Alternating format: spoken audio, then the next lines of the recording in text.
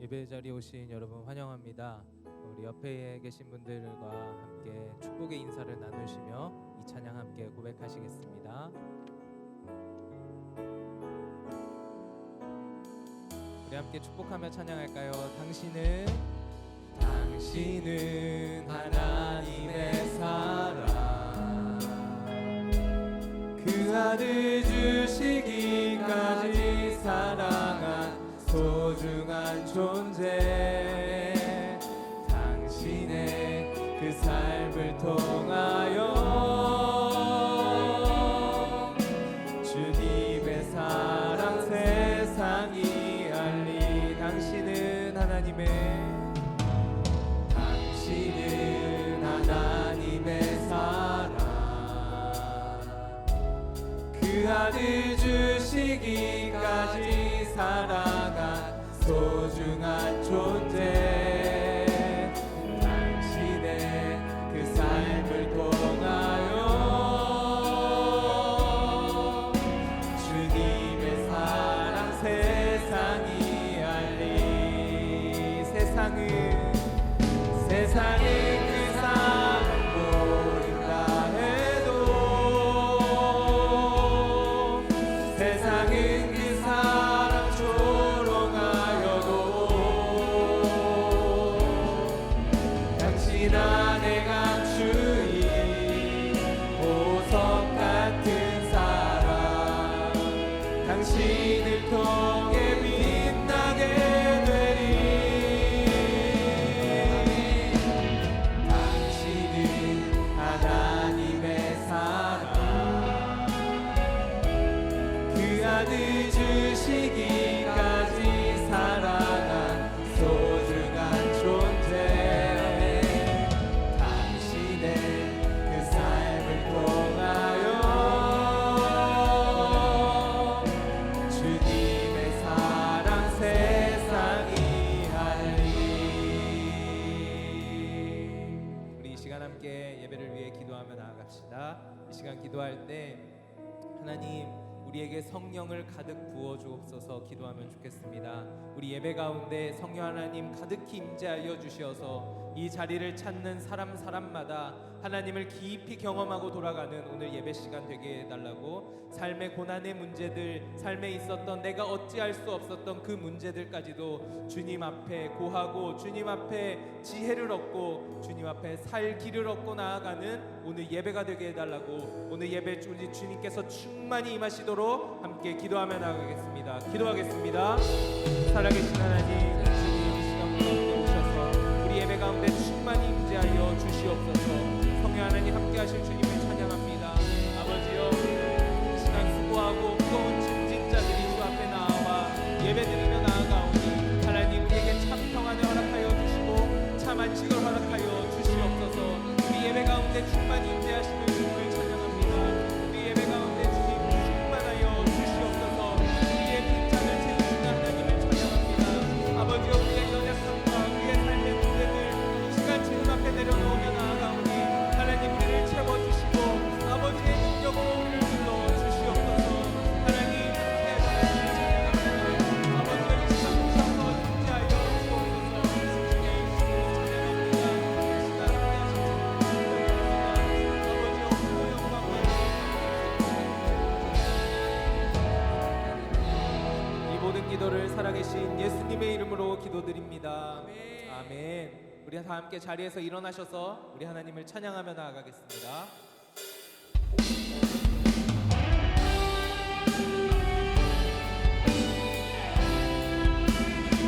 우리의 마음을 모아 하나님 앞에 나아갑시다. 함께 고백합니다. 예루살렘아, 예루살렘아, 여호와를 찬송할지어다. 내 하나님을 감사함으로 그 앞에 나가며 주 임재 앞에 경배.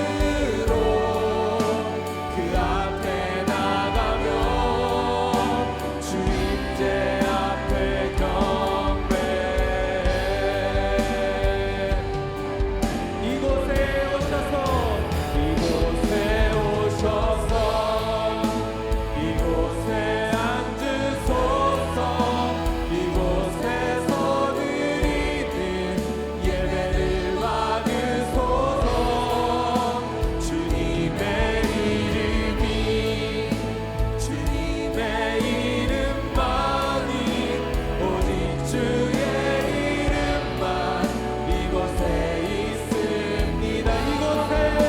이곳에 오셔서 이곳에 앉으소서.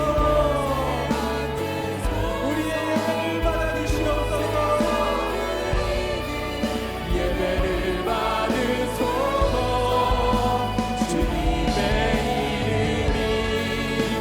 주님의 이름만이 오직 주의 이름만 이곳에 있음. 우리 주님께 영광의 박수 올려드립시다. 할렐루야. 주님을 찬양합니다. 주님 영광 받아 주시옵소서. 아멘.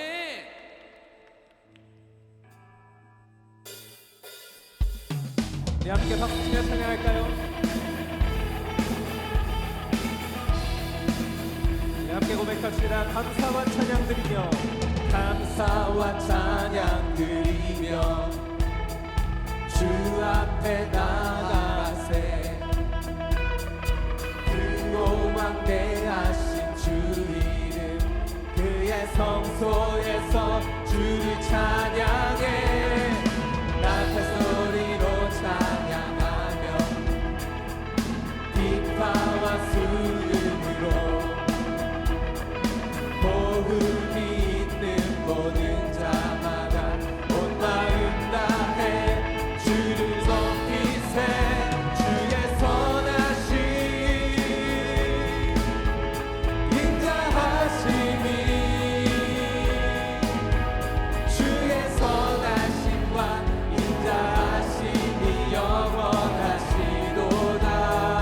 주의 선하심 주의 선하심 인자하심이 주의 선하심과 인자하심이 영원하시도다. 주의 선하심과 인자하심이 영원하시도다. 네.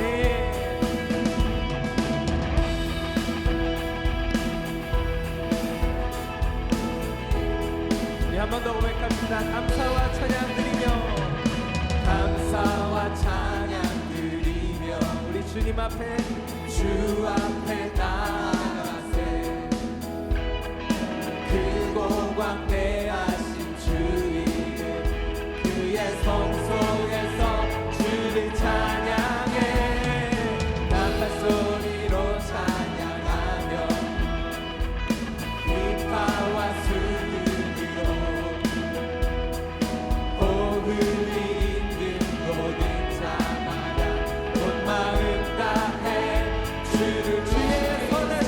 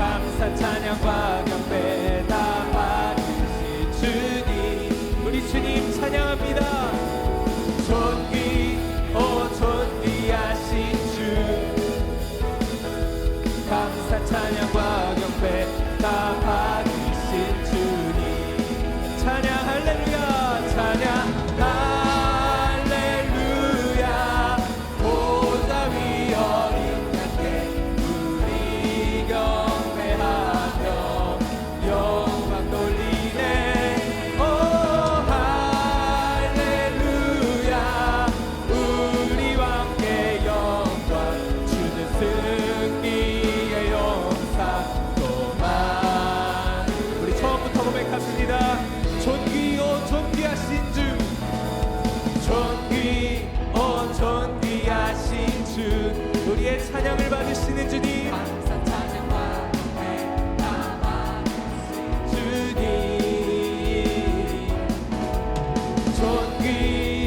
존귀하신 주, 감사 찬양과 경배 다 받으신 주님. 찬양 할렐루야, 찬양 할렐루야.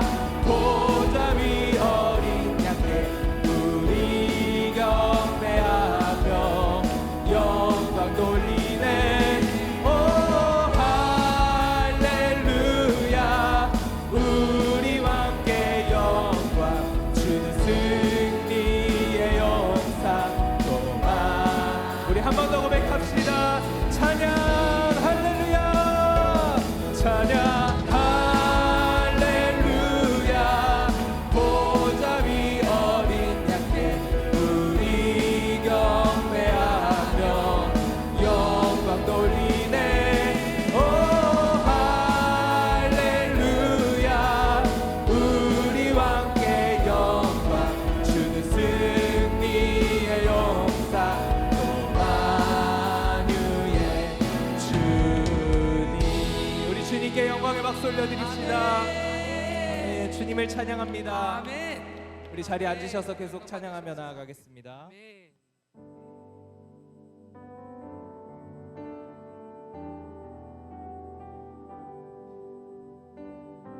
우리 존귀하신 우리 주님의 이름을 높여드립시다. 약할 때 강함 되시네. 약할 때 강함 되시네. 나의 보배가 되신 주, 주 나의 모든 것. 주 안에 있는 보물을 나는 포기할 수 없네. 주 나의 모든 것. 약할 때 강함 되시네. 약할 때 강함 되시네. 나의 보배가 되신 주, 주 나의 모든 것. 주 안에 있는 보물을 나는 포기할 수 없네. 주 나의 모든 것. 예수 어린 양 존귀한 이름. 예수 어린 양 존귀한 이름. 약할 때 강함 되시네. 약할 때 강함 되시네. 나의 보배가 되신 주, 주 나의 모든 것. 주 안에 있는 보물을 나는 포기할 수 없네. 주 나의 모든 것. 함께 고백합시다. 예수 어린 양, 예수 어린 양 존귀한 이름. 예수 어린 양 존귀한 이름. 십자가 죄사하셨네. 십자가 죄사. 우리 주님의 이름을 높여드립니다. 주님 나의 모든 것, 모든 것. 쓰러진 나를 세우고 나의 빈잔을 채우네. 주 나의. 우리 한 번 더 고백할 때 우리를 구원하신 주님, 주님의 이름 높여드립니다. 십자가, 십자가 죄사하셨네.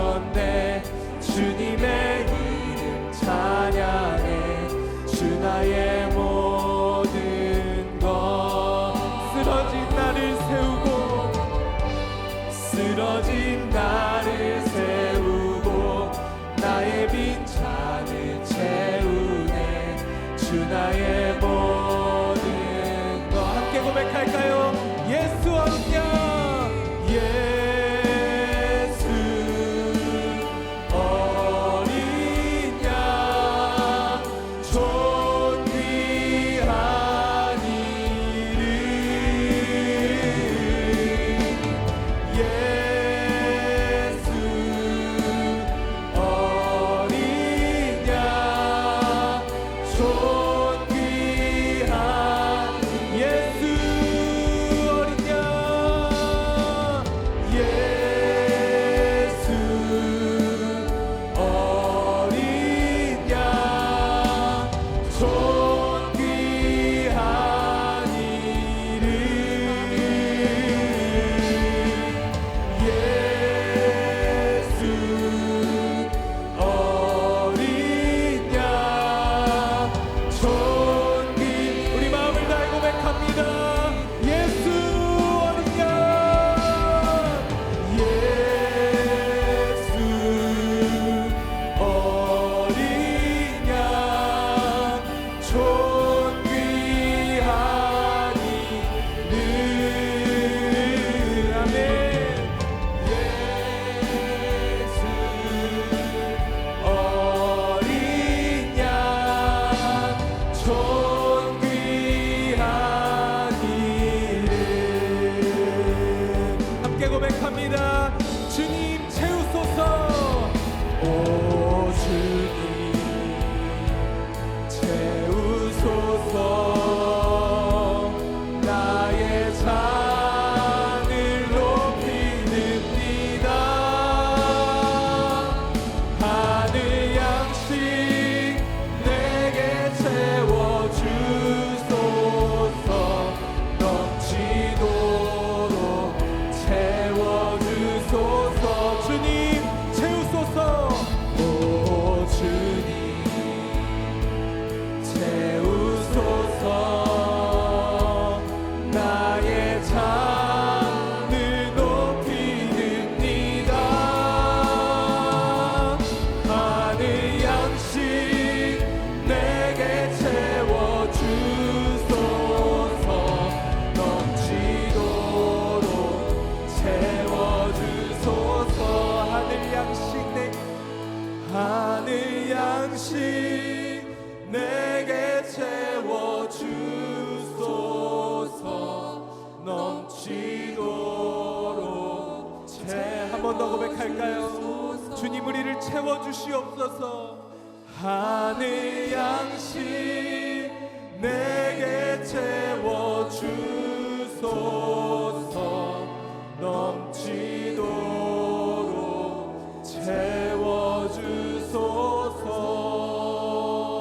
채워주소서 우리 이 시간 함께 기도합시다. 이 시간 기도할 때 우리가 불렀던 이 찬양의 고백처럼 주님 우리를 하늘의 양식으로 신령한 것으로 가득 채워주시옵소서라고 기도하면 좋겠습니다. 세상 것들 이 시간만큼은 잠시 내려놓고 우리 주님 앞에 하늘의 양식을 공급받으며 주님 주시는 신령한 것을 덧입는 시간 되게 해달라고 우리 자신을 위해서 다 함께 기도하며 나가겠습니다. 함께 기도하겠습니다.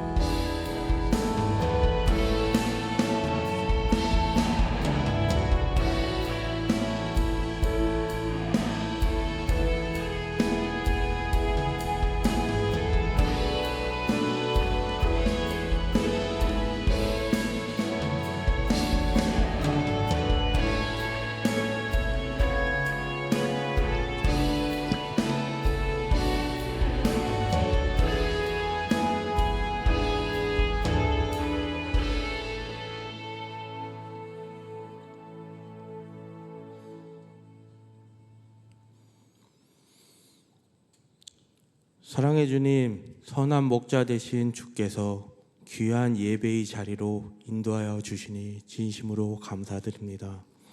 주연절을 보내고 있는 가운데 주께서 주신 복을 받아 누리고 그 복을 나누는 삶을 살라고 우리에게 말씀하셨지만 여전히 우리는 삶의 무게에 갇혀 연약함과 힘겨움 속에 주께서 주신 복을 누리지 못하고 살아가고 있지는 않은지 뒤돌아봅니다. 주님의 뜻대로 살아가지 못하고 세상 속에서 지은 크고 작은 죄, 알게 모르게 지은 모든 죄를 주님 앞에 내려놓습니다. 저희를 불쌍히 여겨주시어 주님 보혈의 피로 저희를 용서하여 주시기를 간구합니다. 주님의 그 사랑 안에 우리는 결코 연약한 존재가 아님을 알게 하셔서 어떠한 시련과 어려움 속에서도 털고 일어나 주께서 보여주신 소망을 붙들고 신앙의 경주를 놓지 않고 끝까지 나아갈 수 있게 하여 주시옵소서. 지금 세상 곳곳에는 전쟁과 아픔과 기근과 질병으로 고통 속에 살아가는 이들이 많습니다. 주님의 따뜻한 손길이 그들의 마음에 위로가 되게 하시고 우리에게 보여주신 그 사랑을 나누고 섬기는 저희들이 되게 하여 주시옵소서. 우리의 기도와 마음이 하늘에 닿아 가장 절망스러운 그곳에 하나님의 의로와 도우심이 있기를 원합니다. 또한 우리의 삶의 자리에서 할 수 있는 모든 것으로 동참하여 그들의 아픔을 나누게 하여 주시옵소서. 영도교회를 건강한 신앙 공동체로 세워주심을 감사드립니다. 담임 목사님의 목양에 은혜로 함께하여 주시고 목자의 양을 더 깊이 이해하려는 고민 속에서 우리 영도 목장을 잘 이끌어 가도록 주님 도와주시옵소서. 또한 말씀으로 역사하시어 주님 뜻 안에 바로 서는 교회가 되게 하여 주시옵소서. 오늘도 사랑의 음성으로 우리를 부르시고 선한 길로 인도하실 주님의 음성을 듣기를 간절히 소망하는 마음으로 예배에 나왔습니다. 우리에게 말씀하여 주시옵소서. 오늘 우리에게 희망을 바라보고 꿈꾸게 하신 주님, 이 시간 우리의 마음을 열고 진실되게 주님께 예배드리기를 원하며 모든 것이 우리의 길이요 진리요 빛이 되신 예수 그리스도 이름으로 간절히 기도드립니다.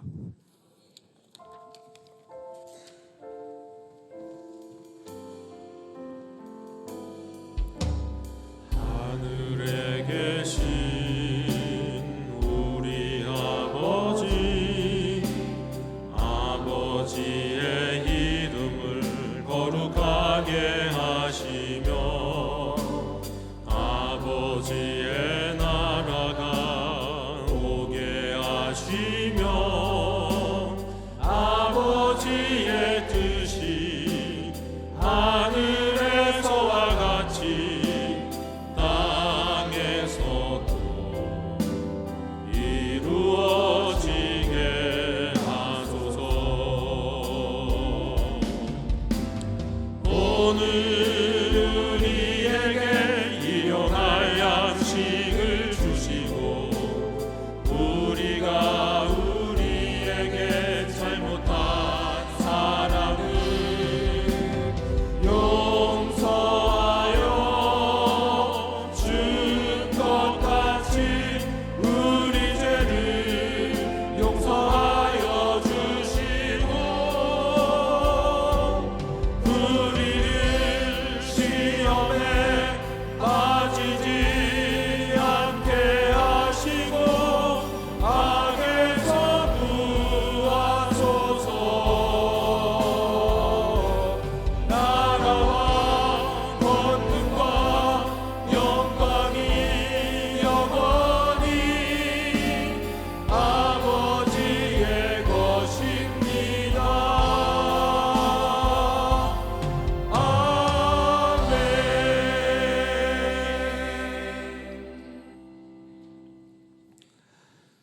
교회 실천을 전해드리겠습니다. 우리 예배하는 공동체 주일 예배 오신 모든 분들을 축복하고 환영합니다.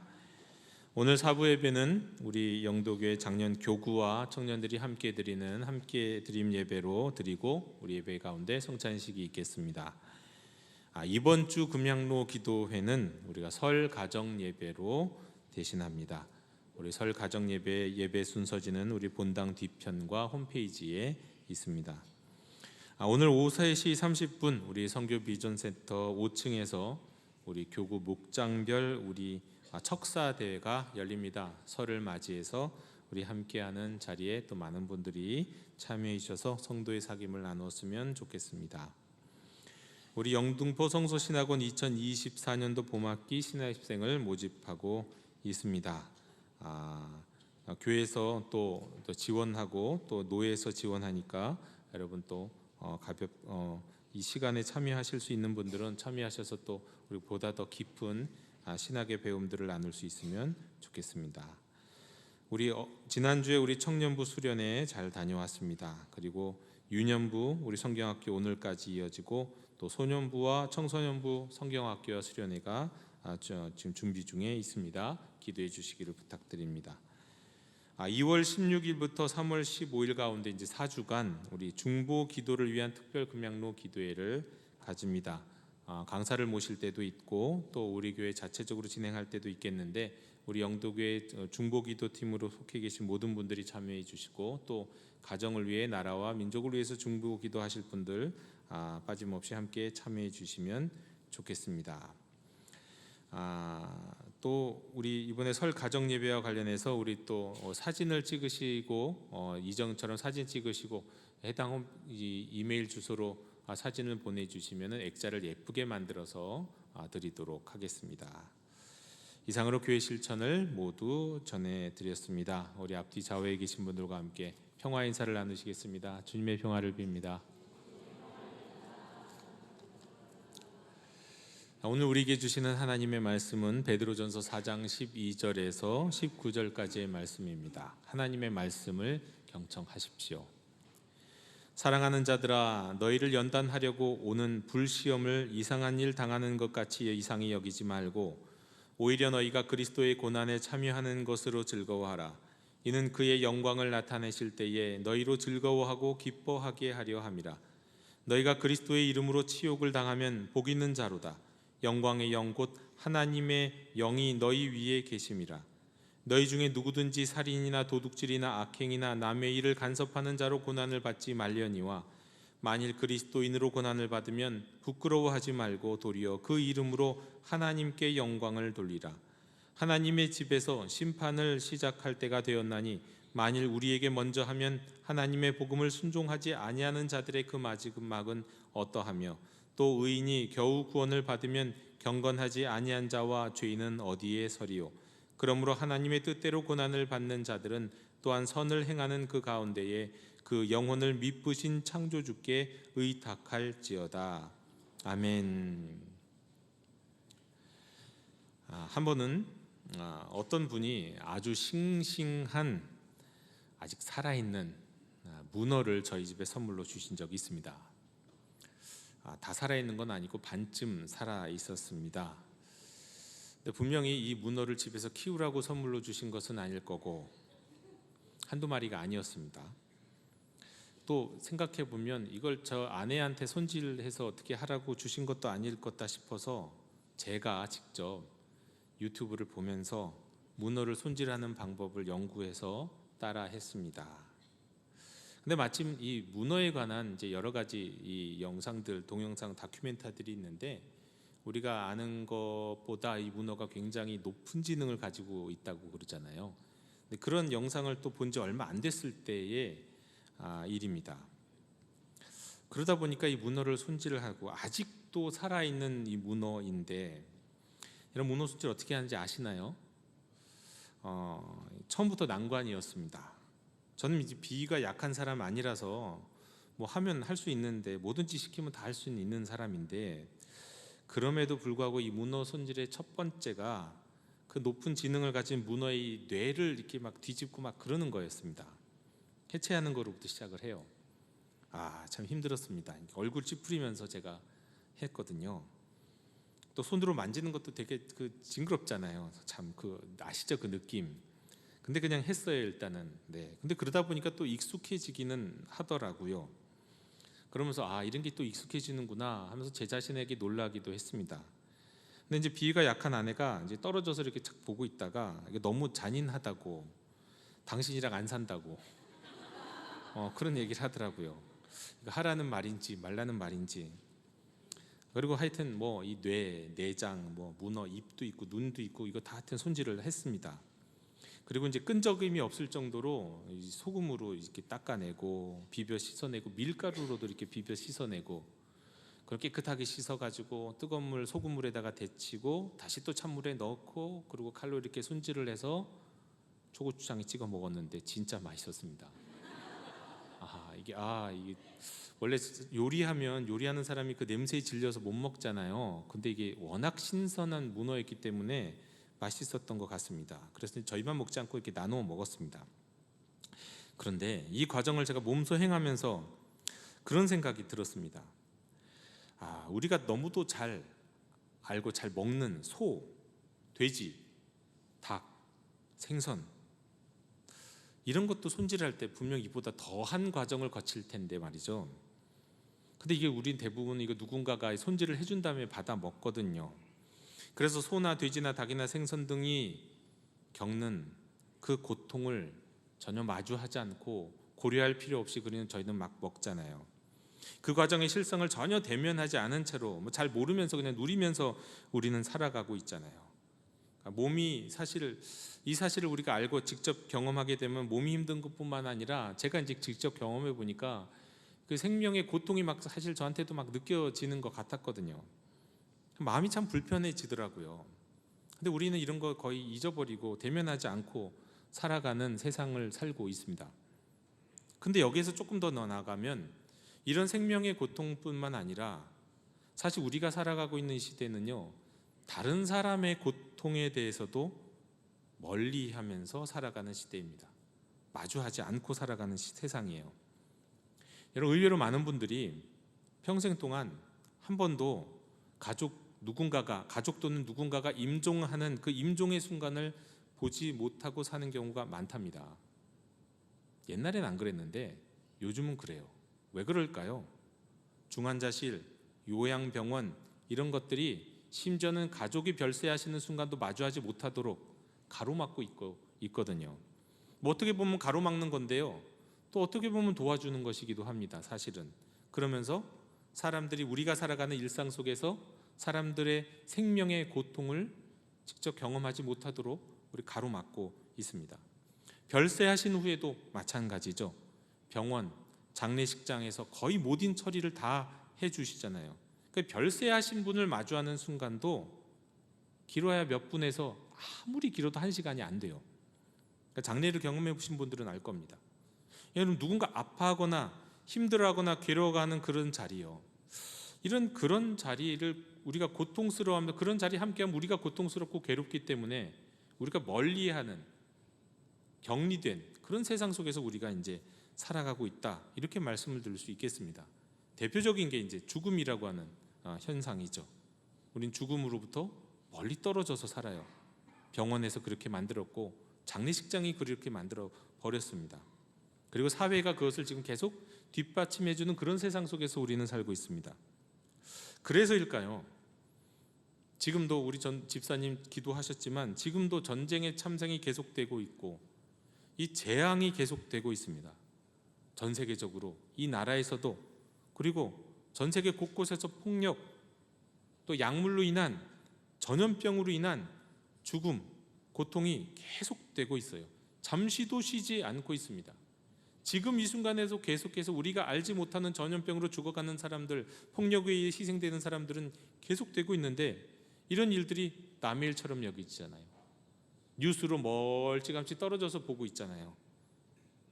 남의 일 같아요. 인간들이 겪는, 인생들이 겪는 이 고통들 내 고통이 아닌 것 같이 느껴집니다. 그러다가 멀리하며 살다가 어느 순간에는 근데 그게 자기 일이 될 때가 있거든요. 그때는 그게 또 너무 크게 느껴지는 겁니다. 너무 크게. 이게 내 일이 되거나 내 가족의 일이 되면 너무 괴로워요. 엄청난 고통으로 느껴져요. 그리고 왜 나한테 이런 일이 있었나 하면서 그 고난의 의미에 대해서 그때서 비로소 생각하게 됩니다. 고난, 그렇죠. 우리가 알지 못하는, 또 우리가 알게 되는 이유든 어쨌든 저든 이런저런 고난들 우리는 많이 겪게 됩니다. 그야말로 고난이란 어떻게 보면 인생의 고통, 인간의 생명이 겪게 되는 여러 가지 고통스러운 현상, 이게 다 고난이라고 할 수 있을 것 같아요. 그런데 이 고난이 의미를 생각해 보고자 한다면 여러분 무엇을 참고해야 될까요? 고난에 대해서 사실 우리가 기독교인이라서 그런 것이 아니고, 우리가 지금 이 시간이 예배 시간이라서 그런 것이 아니라, 고난에 대해서 설명하는 것 중에서 성경보다 더 좋은 건 없습니다.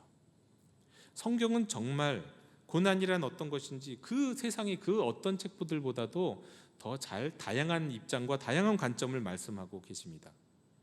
근데 의외로 성경에서는요, 다양한 관점으로 고난에 대해서 말씀하세요. 고난이 이런 거야 라고 한두 가지 이야기를 하지 않아요. 여러 가지 견해들을 말씀해주고 있고, 여러 가지 이유에 대해서 말씀해주고 있습니다. 저도 청소년 시절에 교회 친구들과 함께 어떻게 보면 지적인 유희를 막 그냥 놀았던 것 같아요. 친구들끼리 그런 얘기를 하는 거예요. 야, 세상에 왜 고통이 있고 악이 있냐? 그런 이야기들이요. 그러면서 잘 알지 못하지만 그런 이야기를 하다 보면 꼭 나오는 얘기가 뭐냐면, 잘 모르는 말이면서도 그때 했던 것이 기억나요. 자유의지 때문이라고요. 하나님이 인생을 자유의지로 가진 존재로 만드셨기 때문에, 로봇으로 만들지 않으셨기 때문에, 그러다 보니까 사랑하고 순종할 자유의지도 주셨지만 반대로 미워하고 순종하지 않을 자유의지도 주셨기 때문에, 결국은 이것 때문에 세상에 고통이 있고 세상에 악도 들어오게 된 것이다, 이런 얘기를 했던 기억이 있습니다. 잘 모르지만 그냥 그런 얘기 정도는 고등학생 수준에서도 할 수 있는 이야기예요. 자, 이런 이야기를 하면 또 바로 논리적인 모순에 빠지게 되는 것도 경험했습니다. 참 그럴듯한 논리인 것 같은데, 문제는 뭐였냐면, 제 친구가 그런 얘기 했던 거 기억나요. 그런데 성경에 자유의지란 말이 있냐? 없어요. 그런데 자유의지 얘기를 하고 있는 거예요. 그러면서 그 자유의지라는 말로 인생에 고난이 있는 이유에 대해서 설명하는 그런 거, 저도 교회 학교 다닐 때, 고등부 때 이런 것들을 경험했던 친구들과 나눴던 기억이 있습니다. 잘 모르지만 말이죠. 자, 여러분, 그러면 정말 성경에서는 왜 고난이 있는 것이라고 말씀할까요? 고난에 대해서 어떻게 말씀할까요? 성경엔 정말 자유의지란 말은 없고, 사람들은 그냥 추측할 뿐이죠. 하나님 우리에게 자유의지를 주셨다고요. 하나님이 하나님의 형상대로 사람을 창조하셨는데 그 하나님의 형상 안에 자유의지가 들어있다, 이렇게 추측할 뿐이에요. 근데 성경에서는 정말 구체적으로 그런 얘기를 하고 있을까요? 여러분, 성경에서는 고난에 대해서 사실 아까도 말씀드렸지만 우리가 생각하는 것보다 다양한 입장으로 말씀하고 계십니다. 다양한 고난의 이유에 대해서 말씀하고 있어요. 오늘 그 이유들을 함께 나누기를 원합니다. 첫 번째로, 고난에 대해서 성경은 뭐라고 말씀하시냐면, 왜 고난이 있는가? 가장 기본적으로는 고난은 죄에 대한 벌이라고 말씀합니다. 내가 하나님께 불순종해서 그런 거다. 이거 성경 전반에서 거의 모든 예언자들이 하는 이야기예요. 이스라엘이 광야에서 40년 방황하고 겪었던 그 고난, 남유다, 북이스라엘이 외적의 침입을 당하고 또 결국은 전국토와 성전을 유린당하고 학살당하고 포로로 끌려간 그 고난, 왜 그런 고난이 있었냐? 내가 죄를 지었다. 내가 하나님의 말씀에 불순종했다. 법을 따르지 않았다. 그것 때문에 너희가 고난을 받는 것이다 말씀이에요. 때문에 많은 성도님들이 인생에 고난이 닥쳐오면 일단은 내가 하나님께 지은 잘못은 없는가 생각해 봅니다. 자신을 돌아봐요. 그걸로 자기 자신을 돌아보면 그래도 다행입니다. 그럴 수도 있으니까요. 근데 문제는 또 이걸 또 다른 사람을 판단하고 정죄하는 데 사용하는 경우도 있습니다. 아니, 옆에 나라에서 쓰나미가 몰려오고 어떤 날에 허리케인이 덮치고 그 어떤 날에 전염병이 덮치면, 그래서 많은 사람들이 죽으면 이게 우상 숭배라느니 동성연애 때문이라느니 이런 거 자꾸 이 얘기를 대는데, 이런 섣부른 판단은 누구에게도 도움이 되지 않습니다. 그야말로 그냥 자기 판단일 뿐이에요. 그저 겸손하게 혹시 자기를 돌아보는 기회를 삼는다면 그거는 그나마 다행일 겁니다. 그런데 성경에서는 인간이 겪게 되는 고난이 꼭 자기 죄로 인한 것이라고만 말씀하지 않습니다. 또 다른 예언자, 같은 예언자들이 또 다른 이유들을 얘기해요. 두 번째 설명입니다. 두 번째로 이렇게 얘기합니다. 고난은 다른 인간이 저지른 죄의 결과 때문에 발생하는 것이다. 내 죄가 아니라 다른 누군가의 죄 때문에요. 예를 들어서 성경에 보면 많은 예언자들이 이스라엘의 지도자들과 부자들을 꾸짖습니다. 왜요? 그들로 인해서 힘없고 가난한 자들이 고통을 당하기 때문이라는 거예요. 저들 때문에, 저 왕 때문에, 귀족들 때문에, 가진 사람들 때문에 힘없는 사람들이 종으로 더 팔려나고 짓밟히는 고난을 당한다. 많은 예언자들이 하는 말씀이에요. 그러니까 가난한 사람들의 고난이 지도자들의 부유와 부유한 사람들의 죄로 말미암는다라는 말씀이 성경에 여기저기 있어요. 그러니까 고난의 이유가 자기 자신으로 인한 게 아니라는 거죠. 그건 현실 속에서도 우리가 많이 경험하는 것 아닙니까? 여러분, 히틀러 한 사람의 죄로 말미암아 얼마나 많은 사람들이 고난을 당했습니까? 학살당한 사람만 1000만이 넘어요. 홀로코스트뿐만 아니라 그 외에도 학살당한 사람이 그만큼 되고요. 전쟁의 사망자는 또 얼마나 되며 또 얼마나 많은 사람들이 병으로 인해 기근으로 죽었습니까? 정말 어마어마한 비참한 현실이, 비참한 일이 일어났잖아요. 히틀러 하나 때문에. 여러분, 바로의 죄 때문에 무슨 일이 일어납니까? 바로 한 사람의 강팍함으로 말미암아 이스라엘의 수많은 장자들이 죽었잖아요. 또 이스라엘 백성들 쫓아가다가 철병거탄 군인들이 그냥 홍해에 그냥 수장돼 버렸잖아요. 누구 때문에요? 바로 때문에요. 바로 한 사람의 때문에. 그러니까 누구 한 사람의 죄로 인해 엄한 사람이 고난당하는 일들, 정말로 현실 속에 정말 많이 일어나고 있는 일입니다. 지금도 한 나라의 지도자를 잘못 뽑으면 그 백성들이, 국민들이 고통당하는 거, 이런 거 허다한 것 아닙니까? 실제로 우리 삶에도 그런 경우가 있어요. 왕으로, 지도자, 때로는 부모의 죄로 인해서 자녀가 고난당하는 일들도 많습니다. 자녀는 잘못한 거 없는데 부모가 뭔가 잘못해갖고, 부모가 또 하나님 앞에서 잘못하든 뭔가 실수를 하든 간에, 그래서 가족들이 힘들게 사는 경우 많잖아요. 이게 누구 죄로 인한 겁니까? 자기 죄로 인한 거 아니잖아요. 그런 경우가 많다는 거예요. 성경에서도 그렇게 말씀해요. 자, 세 번째로 고난에 대한 또 세 번째 설명이 있습니다. 고난은 더 위대한 선을 이끌어내기 위한 과정이다. 심지어는 고난은 구원을 이루는 필수 요건이다. 이것이 성경이 말씀하는 고난의 이유이기도 합니다. 대표적인 예가 뭘까요? 요셉이죠. 요셉의 얘기. 형제들로 인해서 이집트로 팔려가서 어마어마한 고난을 겪고 그 고초를 겪고 결국은 이집트의 총리가 됐던 요셉. 그런데 이집트의 총리가 돼서 형제들을 만나잖아요. 그리고 그런 만남 가운데 아버지가 돌아가셨어요.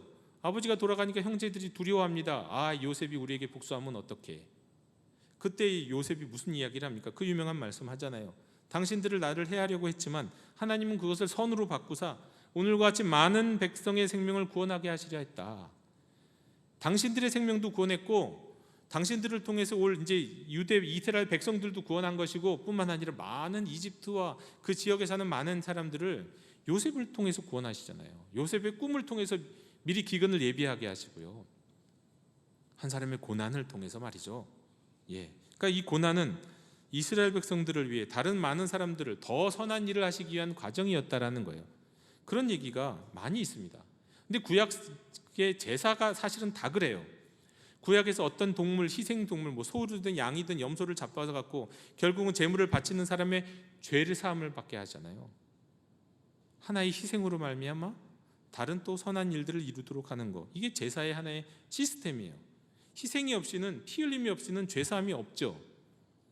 그리고 무엇보다도 우리 주 예수님이 그러셨잖아요. 예수님이 십자가에서 고통당하시고 희생당하신 것이야말로 바로 우리를 구원하시기 위한 하나님의 계획이었죠. 예수님의 고난이 우리 온 인류를 구원하시는 은혜가 된 거잖아요.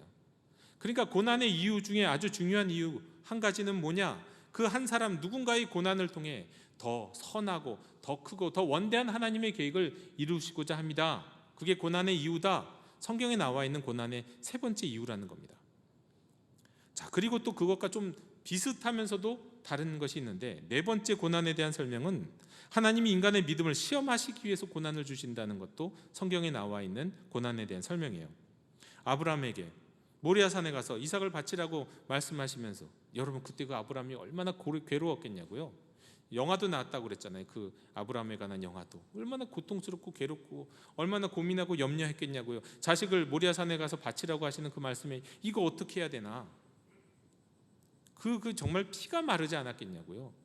그러면서도 순종할 수밖에 없었던 아브라함.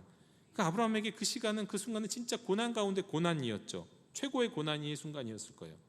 그런데 그 고난을 주시면서 그의 믿음을 시험하셨다고요. 그 믿음을 시험하시기에 고난을 주시기도 한다는 거예요.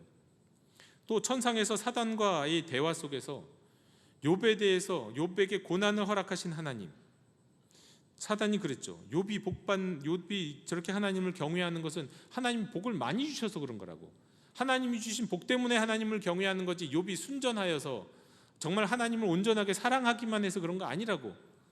사단이 그렇게 얘기했을 때 하나님 그거 아니야, 내 종 요셉을 봐라, 그렇지 않아 하면서 욥을 시험하시도록 놔두시잖아요. 하나님이 그때 욥에게 주신 고난을, 허락하신 고난은 무엇 때문입니까? 그의 믿음을 시험하시기 위해서. 그런 경우도 있다는 거예요. 진실로 우리의 믿음이 세상적 복으로 인함이 아니고 오직 하나님을 사랑하기 때문에 하는 것인지, 하나님이 우리를 시험하실 수도 있는 거죠. 욥을 그랬고 아브라함에게 그랬던 것처럼 말이죠. 주님을 위해 소중한 것을 포기하면서까지 주의 말씀에 순종할 수 있는 사람이냐? 시험하실 수 있다는 거예요. 그것으로 인해 더 큰 믿음의 성숙함으로 인도하시기 위한 고난 있을 수 있다는 거예요. 그리고 다섯 번째, 성경에 이런 표현이 있는지는 잘 여러분 이해하지 못하시겠는데, 의외로 성경에서도 고난의 이유를 알 수 없는 고난이 있다고 말씀합니다. 인간의 이해를 벗어난 불가사의한 이유, 알 수 없는 이유의 고난이 있다 말씀해요. 욥기에서도 그런 말씀들이 일부 나오고, 전도서가 대표적이에요. 전도서는 심지어 고난과 하나님은 아무 상관이 없다, 하나님이 고난을 주시는 거 아니다, 고난에 대한 책임 없다, 이렇게 말씀하는 것 같기도 해요. 우리는 죄에 대한 벌로 더 큰 선을 이끌어내시기 위해서, 구원을 위해서, 시험하시기 위해서 하나님 우리에게 고난을 주신다고 생각할지 모르는데, 그거 아닌 고난도 많다는 거예요. 그렇게 얘기할 수 없는 고난도 있다는 거예요. 욥기와 전도서에 보면 죄인이 100번이나 악을 행하고도 장수해요. 그리고 아무런 죄를 지었다고 말할 수 없는 존재들이 지금 우리의 삶의 현실 가운데서도, 어린아이들이 이거 죄 지었다고 말할 수, 어린이도 죄인이라고는 말할 수는 있겠지만, 그러나 어린아이가 죄를 지었다고 또 하기도 어렵잖아요. 그런 갓 태어나는 어린이들이 정말 그냥 알 수 없는 폭격, 재앙으로 인해서 죽는 일들, 전염병으로 해서 죽는 일들이 얼마나 많은데요. 지금도 아프리카에서 말라리아로 인해서 1분에 그냥 꽤 많은 사람들이 죽습니다. 매 분마다. 그런데 그 중에 상당수가 어린이에요. 어린이들이 말라리아로 죽어가고 있어요. 왜요? 죄 지어갖고요? 하나님 시험하시기 위해서요? 그 고난을 통해서 뭔가 더 선한 일을 이루시기 위해서? 몰라요. 우리는 뭐라고 말할 수 없어요. 알 수 없는 이유입니다. 하지만 그런 고난이 있다는 거예요. 이 땅에 살아가는 현실 속에서 말이죠. 근데 그리스도인들이 많이 하는 이야기가 가운데 또 이런 설교 제목이 있잖아요. 고통에는 뜻이 있다고요. 그런데 적어도 우리가 살아가는 이 현실 속에서는 이 고통에 무슨 뜻이 있는지 도무지 말할 수 없는 고통들과 고난들이 있다는 겁니다. 그 성경에서도 그렇게 말씀해요. 나중에 하나님을 뵙게 된다면, 나중에 우리가 주님이 다시 오실 때 부활하게 된다면, 그때는 혹시 어떤 뜻을 알 수 있을지 모르겠지만, 적어도 우리가 살아가는 이 현실 속에서는 왜 그런 일이 일어나는 것인지, 무슨 이유로 그런 고난이 있는 것인지 말할 수 없는 고난이 있다는 겁니다. 자, 그리고 여섯 번째 설명도 있습니다. 성경에는 여섯 번째 설명에 하면, 고난은 이 세상을 주관하는 악의 세력에 의한 것이라는 거예요. 악한 세력, 원수 마귀에 의해서 지금 이 세상 마지막 때가 가까이 왔기 때문에 우는 사자와 같이 하나님의 백성들과 하나님의 자녀들을 고난 가운데 밀어넣는다는, 요한계시록에 보면, 다니엘서에 보면 그런 이야기들이 많죠. 죄 없는 하나님의 백성들도 어마어마한 고난을 당해요. 죄가 없는데도 순교당하고 말이죠. 공중곳에 접은 하나님의 대적자들로 인한 고난이라는 거예요. 이것을 보면, 이것을 이런 생각을 하면 정말, 그래, 이 세상에 지금 우리가 대면하고 있지는 못하지만 어마어마한 고난과 고통들이 온 인류 가운데, 이 나라와 이 민족과 열방 가운데 계속되고 있는데, 이 전쟁의 참상, 이 전염병의 참상들을 보면 정말 어떻게 이런 일이 있을까 싶은데, 그래, 아마 그래서 그런지도 모르겠다. 악한 세력들이, 원수 마귀가 마지막 발악을 하기 때문에 이런 고난이 있는지도 모르겠다. 이렇게 생각해 볼 수도 있는 겁니다. 꼭 그렇다는 건 아니고요. 물론 이런 상황 성경에 따르면 영원히 지속되는 것 아닙니다. 하나님이 언젠가 때가 되면 이런 모든 악한 세력들을 다 정리하시는 때가 와요. 악과 고난을 정리하시는 때가 와요. 그리고 하나님이 친히 모든 것을 완벽하고 아름답게 다스리는 때가 온다고 말씀합니다. 아픔도 없고 고통이 없는 하나님의 나라가 이루어질 것이라고 분명히 약속합니다. 자, 그런데요, 그러면 여러분은 어떻게 생각하십니까? 여러분은 인간이 겪게 되는 고난이 대체 어떤 이유로 인한 것이라고 생각하시는지요? 인간이 겪는 고난 그러면 너무 추상적이잖아요. 추상적이지 않게 좀 여러분이 공감할 수 있을 만큼 가까운 분의 고난을 한번 생각해 보십시오. 바로 여러분 자신이 겪고 있는 지금 그런 고통이나 고난의 순간이 있다면, 자, 그럼 그 고난은 왜 일어난 것이라고 생각하시는지요? 이렇게 생각하는 분이 있을 수 있습니다. 왜 나는 정말 이 젊은 나이에 암에 걸려야 되나? 나는 하나님을 위해 정말 신실하게 살았고 성실하게 살아온 것 같은데 왜 이렇게 경제적인 어려움들이 나에게 이렇게 들이닥치는 것일까? 이런저런 이야기들이 다 고통스러운 이야기들이 우리 주변에 많이 있잖아요. 근데 내가 겪고 있는 그 고통이요. 여러분, 그 이유를 한번 생각해 보십시오. 왜 나에겐 이런 일이 일어나는가? 내가 하나님 말씀에 불순종해서 하나님 내게 벌 주시는 건가?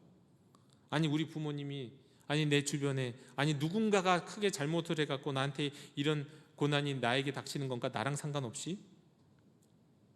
아니면 이 고난을 통해서 우리 배우자를, 우리 가정을, 누군가를 구원하시기 위한 놀라운 하나님의 섭리인가? 하나님께서 내 믿음을 더 성숙시키시고 더 큰 사명을 맡기시려는 것인가? 아니면 영적 전쟁의 한복판에 우리가 설기 때문에 마귀로부터 공격을 받는 것인가? 이런 생각할 수 있죠. 여러분, 물론 이 가운데 하나일 수 있습니다. 구체적으로 주께서 내가 이거 가르쳐 주신다면, 너 이런 것 때문이라고 만약에 말씀하신다면 그런 것일 수도 있겠죠. 그런데 사실 어느 하나의 이유가 아닐 수도 있습니다. 복합적인 이유일 수도 있어요. 그리고 제가 이 말씀드린 이 이유가 아니라 5번째로 말씀드렸던 정말 왜 그런지 설명할 수 없는 이유도 있을 수 있습니다. 우리는 이해할 수 없는, 주님 만나기 전까지는 도무지 그 뜻을 헤아릴 수 없는 그런 고난도 있을 수 있습니다. 그런데 이제 분명한 건 뭐냐면요, 우리가 이유가 분명하면 거기에 대처하면 되잖아요. 그 고난이 죄로 인한 것이면 회개하면 되잖아요. 이유가 분명하고 내가 대처할 수 있는 것이 있다면 그러면 되잖아요. 그런데 이유도 정확하게 알지 못하고, 많은 경우 그렇거든요. 왜 그런지 모르고 우리는 고난을 당하고 겪게 되잖아요. 어떤 형태의 고난이든지 여러분, 그 고난이 있을 때 그러면 우리가 그 고난을 어떻게 대해야 하겠느냐 말입니다. 여러분, 제가 언젠가도 소개해드렸던 책 가운데 그런 책 제목이 있습니다. 존 파이퍼 목사님이 쓰신 책인데요, 암을 낭비하지 마세요라는 책이 있습니다. 그분이 이제 본인이 실제로 암에 걸리시고 암을 투병하시고 또 수술을 받으시고 하는 과정 속에서 쓴 짧은 소책자인데, 그분이 암 낭비하지 마세요라고 얘기합니다. 암을 낭비하지 말라는 얘기는 이렇게 말씀드릴 수 있을 것 같아요. 여러분, 고난을 낭비하지 마세요. 암은 그에게 고난이잖아요. 우리에게 암이 닥치면 그것은 고난입니다, 분명히. 그런데 그 고난을 낭비하지 말라는 거예요. 그 고난이 어떤 이유로 왔는지 우리는 알지 못해요. 무슨 이유 때문인지, 그게 내게 닥친 고난이든 누군가에게 임하던 고난이든 우리는 그거 다 알 수는 없어요. 하지만 다른 사람에게 닥친 고난이라면 우리는 어떻게 해야 될까요? 내게 닥친 고난이라면 어떻게 해야 될까요? 일단은 기도해야죠. 고난 중에 있는 자 기도하라고 말씀하셨잖아요. 고난은 당한 자 있느냐? 기도하라. 저는 기도할 것이요. 기도해야죠. 우리는 기도를 통해서 그 고난을 맞이할 때, 그 고난이 어떤 고난이든지 일단 그 고난을 낭비하지 않는 첫 걸음을 걷게 되는 겁니다. 그리고요, 그 낭비하지 않기 위해서 어떻게 해야 될까요? 오히려 거꾸로 역전의 방법으로 역발상이 필요해요. 이 고난을 내가 그리스도를 위한 고난으로 바꾸면 되는 거예요. 내가 당하는 고난이 어디서 온 것인지는 모르겠지만, 그래, 모르겠다, 하나님이 안 가르쳐 주시니까 모르겠고 괴롭고 힘든데, 이것을 그냥 여러분 어떻게, 이 고난 도망가다가 죽을 것 같으면 그냥 달려들어서 죽으면 되는 거예요. 차라리 도망가다가 죽을 것 같다가 계속 도망가면 그냥 도망가다 죽습니다. 그런데 달려들다 죽으면 뭐가 되나요? 순교가 되잖아요. 바꾸는 거예요. 그 고난을요, 선하고 의미 있는 고난으로 바꾸는 거예요. 이유는 모르겠지만 내게 고난이 있다면 내가 고난을 낭비하지 말자. 그 고난을 하나님의 영광을 위해서 사용하자. 그 고난 가운데 역발상을 계속하는 거예요. 사람은 고통스러우면 어떻게 집니까? 더 이기적이 되죠. 물론 또 다른 사람의 고통에 공감해질 수도 있지만 그 고통이 너무 괴로워갖고 다른 사람과의 관계를 자꾸 단절하잖아요. 네. 그런데 오히려 정반대로 다른 사람을 향해 내 마음을 여는 거예요. 고난에 깊이 들어가면 사랑할 수 있는 힘도 없어지잖아요. 근데 사랑하기로 결단하는 거예요. 내가 저 사람 때문에 이런 일이 일어난 것 같은데 용서 못하겠어?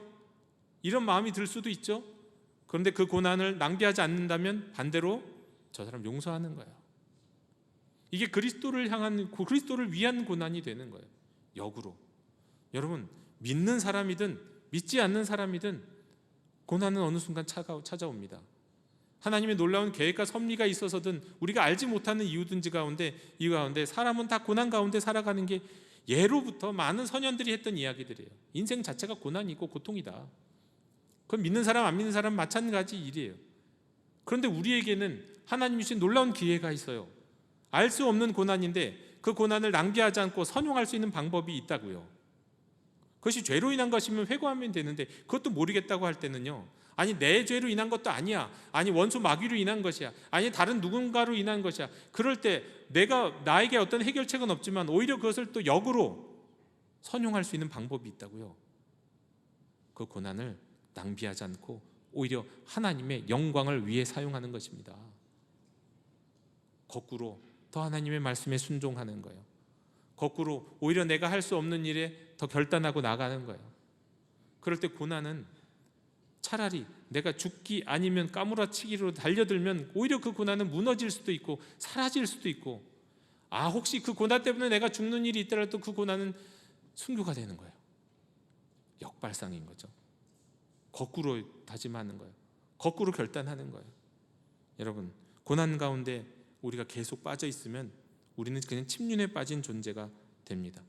그리고 그 고난은 우리를 계속해서 발목을 잡아당기고 끌어당겨서 그냥 물속 깊은 곳에 빠져들게 만들어요. 그러다가 익사하게 만들겠죠. 그런데 오히려 역으로 그 고난 속에서 오히려 더 그리스도의 말씀을 쫓으면서, 다시 말해서 믿음의 순종으로 그 고난을 맞이하면 그 고난 멈추든지 그 고난이 더 큰 선화로 변화되든지 아니면 그 고난의 원인 제공자 악의 세력에 물러가든지, 여러분 고난을 믿음으로 취하면 오히려 그 고난은 하나님의 영광이 되는 줄로 믿습니다. 이것이 우리 그리스도인들이 고난을 대하는 방법이에요. 고난 쉽게 이길 수 있다는 거 아닙니다. 그 고난은 정말 누구든지 빨리 벗고 싶을 거예요. 빨리 지나갔으면 좋겠어요. 그런데 그게 우리 마음대로 되는 것 아니거든요. 기도하면 하나님이 들어주시고 하나님이 역사하실 때도 있는데, 의외로 내가 생각하고 내가 바라는 것과 뭔가 타이밍이 맞지 않을 때가 있는데, 여러분 그럴 때 그 고난을 낭비하지 말자고요. 오히려 그것을 하나님의 영광 올려드리는 도구로 사용하자고요. 오히려 그럴 때 더 큰 믿음의 순종을 드리자고요. 그러다가 죽어? 그래? 죽지 뭐. 도망가다 죽느니 내가 달려들다 죽겠다. 그런 마음으로 오히려 거꾸로 살면 하나님이 우리가 갖게 하나님이 그러면 안 돼. 하나님이 고난을 주시다고 말할 수 없는 것들도 있다고요. 예.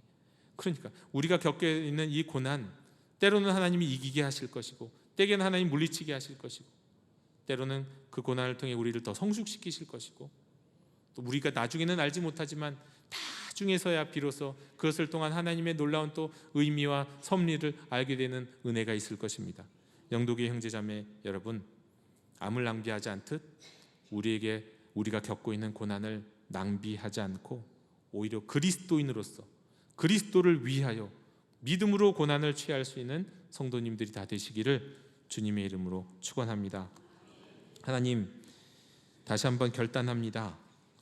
우리가 겪고 있는 모든 고난을 하나님의 영광을 위해 사용하기로 결단합니다. 우리에게는 그런 힘도 없고 의지도 부족하지만 우리에게 믿음을 허락하여 주시고 열정과 또 사모하는 마음을 허락하여 주셔서 우리가 갖고 있는 고통과 고난을 낭비하지 않냐고 주님의 영광을 위해 사용하는 저희들이 될 수 있도록 인도하여 주시옵소서. 예수님의 이름으로 기도드립니다. 아멘. 이 시간 감사의 찬양 드리시며 봉헌하시겠습니다.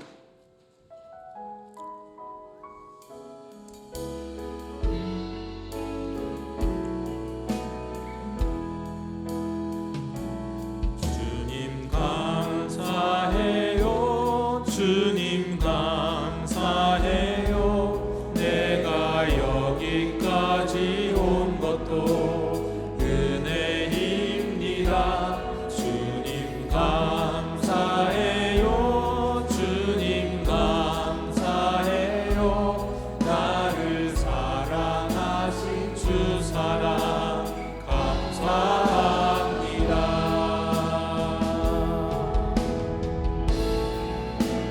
너의 삶의 참 주인, 너의 참 부모이신 하나님 그 손에 너의 삶을 맡긴다. 너의 삶의 참 주인, 너를 이끄시는 주 하나님 그 손에 너의 삶을 드린다. 하나님 그 손에 나의 삶을 드린다. 은혜로우신 하나님 아버지, 저희가 저희 삶에서 일어나는 모든 어려운 일들을 다 이해할 수는 없지만 주님을 신뢰하며 가르쳐 주신 믿음의 길, 앞서가시는 주님의 뒤를 따라가기를 원합니다. 이런 믿음으로 또한 오늘 감사하는 마음을 담아 주님께 구별하여 예물을 드립니다. 기쁘게 흠양하여 주시옵소서. 주일헌금과 11조와 감사헌금과 기타 예물을 드리는 손길들 더욱 하나님의 영광을 위해 살게 하옵시되 주님의 영광을 위해 고난도 마저하지 않고 또 고난도 감당하기로 결단하는 모든 이들을 인도하시고 보호하시며 저들에게 평화와 기쁨도 주시고 치유와 회복도 허락하여 주시옵소서. 이 예물이 하나님의 영광을 위해 사용되게 해 주시옵소서. 감사드리며 예수님 이름으로 봉헌기도 드리옵나이다. 아멘.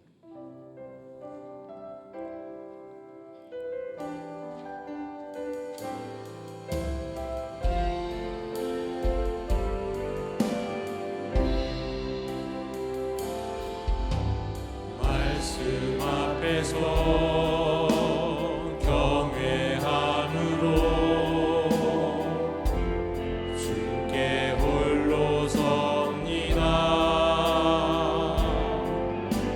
생명의 말씀 읽고 순종해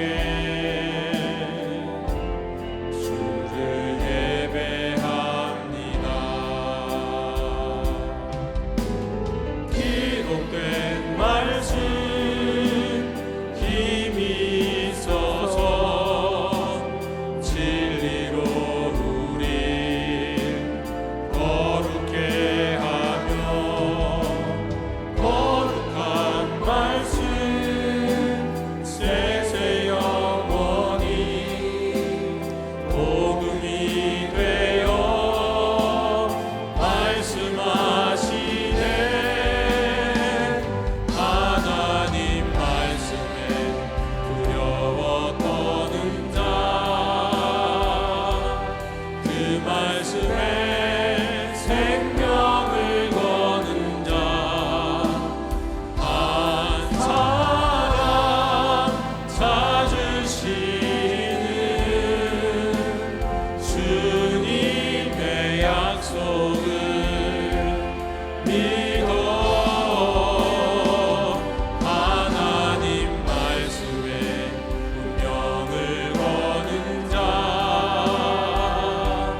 순종하며 주 따라가는 자, 영원한 하나님 나라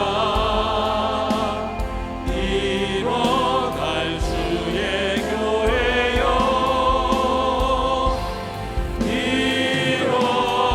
일어나라.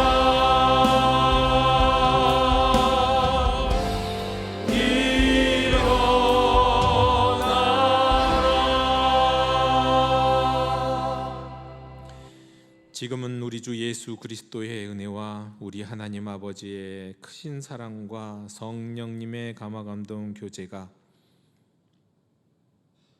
고난을 낭비하지 않고 하나님의 영광을 위해 사용하기로 결단하는 모든 하나님의 백성들 머리 위에 지금부터 영원토록 함께 계시기를 간절히 축원하옵나이다. 아멘. 하나님